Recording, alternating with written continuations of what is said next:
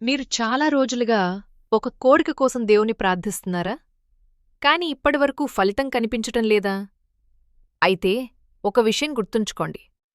దేవుడు ఎప్పుడూ అకస్మాత్తుగా కోరిక నెరవేర్చడు. ముందుగా కొన్ని సంకేతాలు చూపిస్తాడు.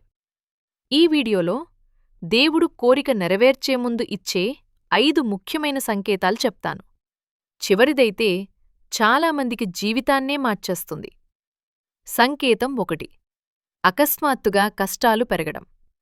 దేవుడు కోరిక నెరవేర్చే ముందు మొదటిగా మన జీవితంలో కష్టాలు పెరుగుతాయి.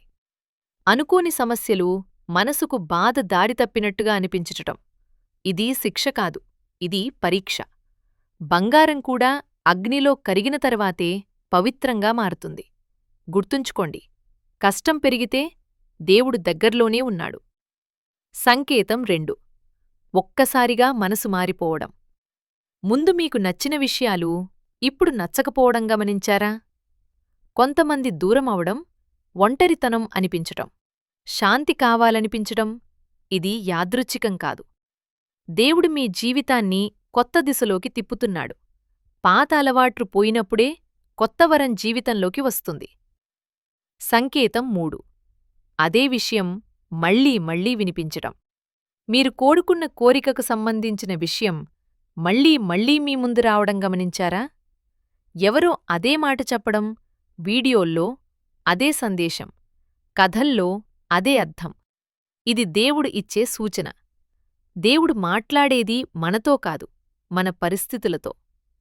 అర్థం చేసుకున్నవాడికి సమయం దగ్గర్లోనే ఉంటుంది. సంకేతం 4. మనసులో కారణం లేని శాంతి. సమస్యలు ఉన్నా కూడా మనసులో ఒక విచిత్రమైన శాంతి. భయం తగ్గిపోవడం, ఏదో మంచిదే జరుగుతుంది అనే భావన. ఇది చాలా గొప్ప సంకేతం.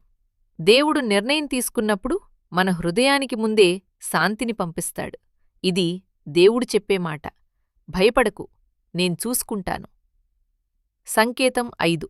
ప్రార్థన ఆగిపోకపోవడం.